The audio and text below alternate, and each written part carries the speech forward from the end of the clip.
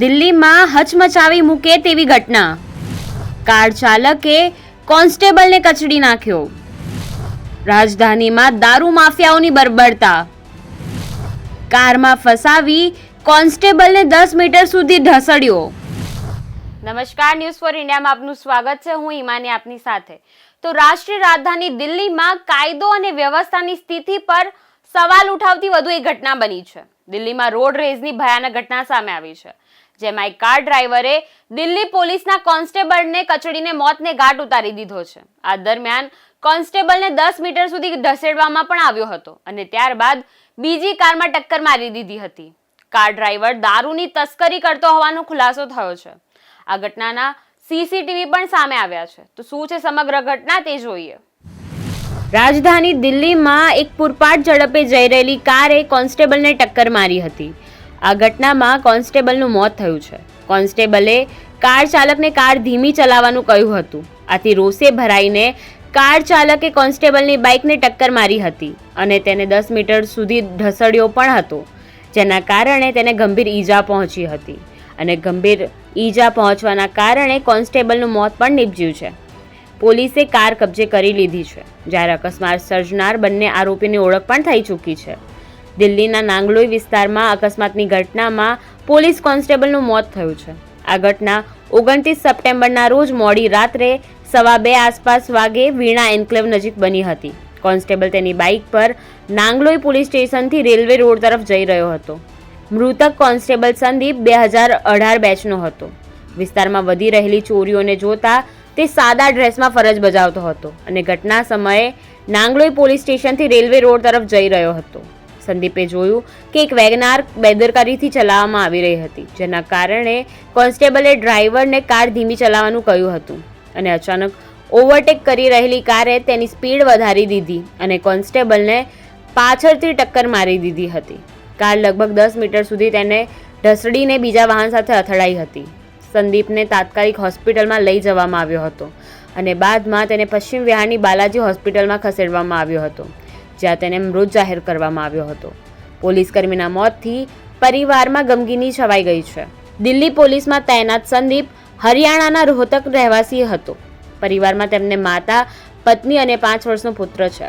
ઉલ્લેખનીય છે કે 25 સપ્ટેમ્બરે પણ દિલ્હીમાં હિટ એન્ડ રનનો વધુ એક ગુનો નોંધાયો હતો.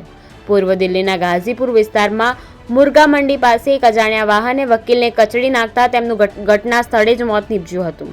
તો વારંવાર થઈ રહેલા આ ગુનાઓને કારણે દિલ્હી સરકાર પર અનેક સવાલો ઉઠી રહ્યા છે.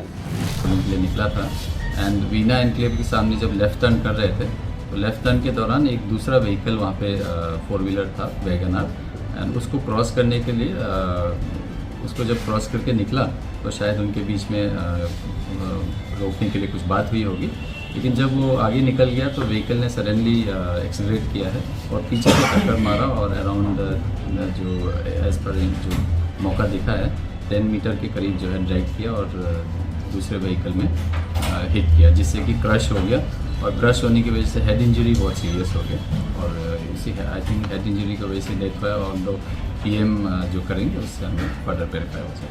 सर क्या वजह थी जिस वजह से उनके बीच में ये न बताई कि उसने प्राइमा फेसाई लग रहा है कि रोड रेज टाइप का हुआ है, बट वंस एक्यूज को हम एप्रीहेंड करेंगे उसके बाद ही मैं आपको फर्दर FIR 102 BNS में होगा. सर क्या सिविल में था, यूनिफॉर्म में था? सिविल में था. बीट नंबर 3 है, वीना एनक्लेव मोस्टली रेसिडेंशियल है, तो जो थेफ्ट वगैरह के इंसिडेंट्स हैं उसको स्पेशली चेक करनी थी. सीरीज में ड्यूटी में थी. गाड़ी पुलिस की थी या गाड़ी भी सिविल थी? सिविल अपना ओन व्हीकल. सर कोई और था संदीप के साथ में उस समय? कोई और पुलिसकर्मी क्या वो अकेला था? नहीं, बाद में पीछे से आए हैं, लेकिन उस वक्त जो पेट्रोलिंग में निकला है वो अकेले ही बाइक. सर बातें चल रही कि उसमें कोई दबाव बनाया जाता है किसी काम को करवाने के लिए, ऐसा कुछ अब तक सामने आया हो? नहीं, ऐसी कोई बात नहीं है. तो क्लियर कट रोड रेज का मामला भी था? यस. जो दोनों हैं, जो 2 आरोपी हैं, शायद किसी की पहचान हो पाई हो, कौन है क्या है? दोनों आरोपी को हम सरगर्मी से तलाश कर रहे हैं. एक बार कंफर्म हो जाएगा तो मैं आपको बताऊंगा. सर गाड़ी आपके पास है या नहीं? हाँ, व्हीकल ऑलरेडी हमने सीज कर लिया है. व्हीकल हमारे पास है. बाकी जो एरिया है उसको भी हमने सीन ऑफ क्राइम एनालिसिस कर लिया है. हमारे फॉरेंसिक टीम से भी एनालिसिस कर लिया है.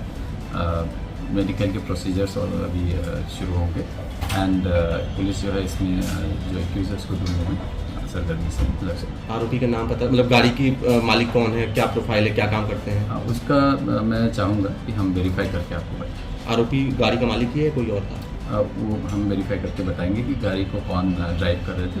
सारा डिटेल जो है ये मेरा भाई है आपको। अच्छा, जो उनके साथ हुआ आपको कब पता चला?